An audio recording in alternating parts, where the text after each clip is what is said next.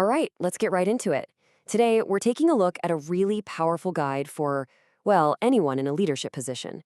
It's called The Dichotomy of Leadership, and it's a deep dive into the art of what they call balanced command. So, the authors kick things off with this one central idea, and it's a big one. Leadership is not a destination, it's a dynamic tension between extremes.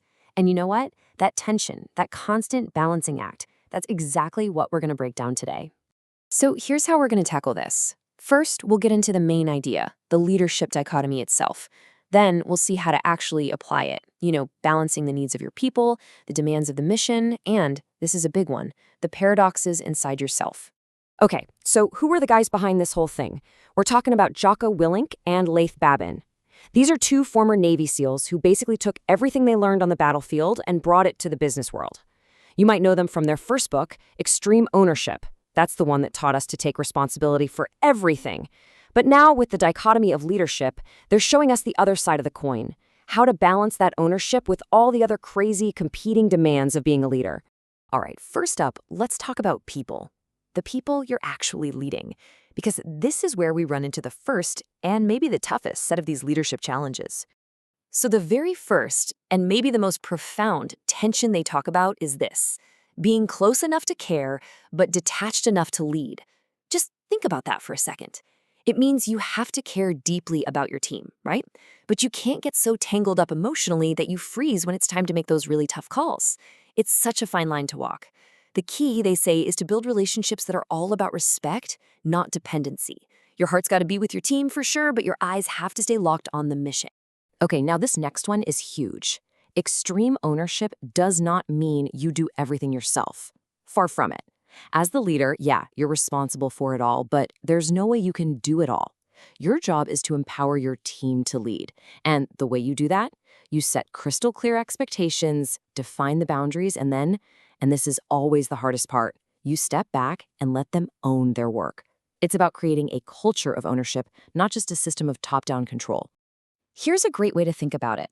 Imagine your leadership capital is like a bank account. You only have so much in there, so you've got to spend it wisely. This means being resolute, really firm on the important stuff, the core principles. But you can't be overbearing about every little thing. You have to be flexible on the details. So next time you're about to dig your heels in, just ask yourself this one question. Is this rule really serving the mission, or is it just serving my ego? It's a simple question, but man, it can make all the difference. And now for one of the absolute toughest parts of being a leader, knowing when to mentor someone and when you have to let them go. The authors make such a powerful point here. They say, compassion without accountability is indulgence. Wow. I mean, your first instinct should always be to try and lead and develop an underperformer, but you also have a huge responsibility to the rest of the team to keep the standards high. So it's not about being harsh, it's about being clear and decisive for the health of the entire team. It's probably one of the hardest things you'll ever have to do, but it's also one of the most important. All right, let's shift gears a bit. We've talked a lot about the people. Now let's look at the mission itself, because this is where a whole other set of critical balancing acts comes into play. The mantra for this part is pretty simple. Train for reality, not for ritual. What does that mean? Well, it's all about preparing your team for what they are actually going to face out there. Yeah, your training should be tough. It should simulate real-world stress and complexity. But it can't be so tough that it just breaks people. The real goal is to build readiness and resilience, not just to see who can endure the most. You want your team to be prepared for anything, not just completely wiped out from training. Here's a classic one. Boldness wins battles, but recklessness loses wars. It's an old military saying, but it applies just as much in the business world, right? You absolutely need to be aggressive. You have to be proactive, solve problems, and jump on opportunities. But that aggression can't be reckless. It's all about taking calculated risks, not just blindly charging forward. So before you make that big, bold move, you gotta ask yourself, do I have the right intel? The right support? Is the timing right? Okay, this next one might sound like a total contradiction at first, but stick with me. Discipline actually creates freedom. Think about it.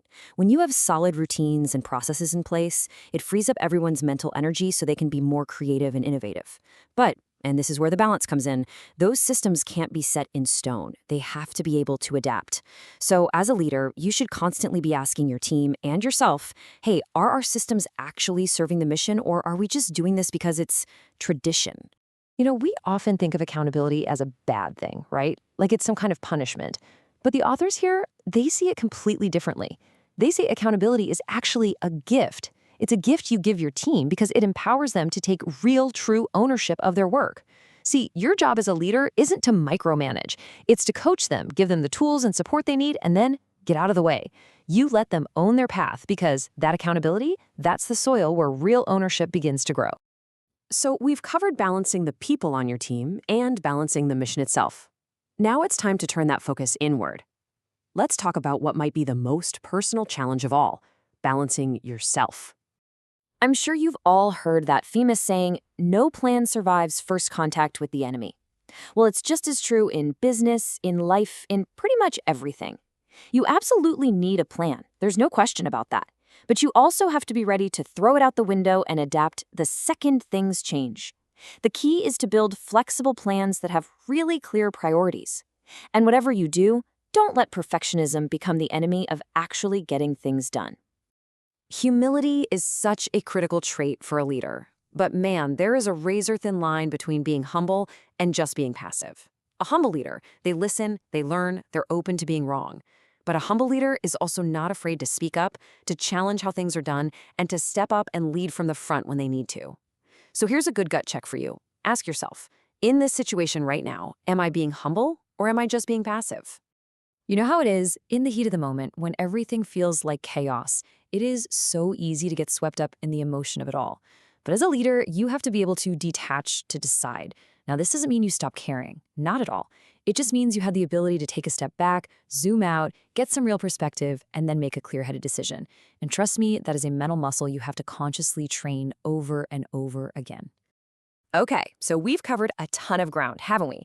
We've talked about balancing our people, balancing the mission, and balancing ourselves. Now it's time to bring it all home, to tie it all together with the final overarching balance. And here it is, the core idea that really ties this entire philosophy together. Ready? Every strength becomes a weakness when taken to the extreme. Just let that sink in for a second. Your best qualities, your confidence, your sharp attention to detail, your empathy for others, literally all of them, can turn into liabilities if you don't keep them balanced. So after all of this, what's the big takeaway? What does it all boil down to? It's this. Leadership is a dance.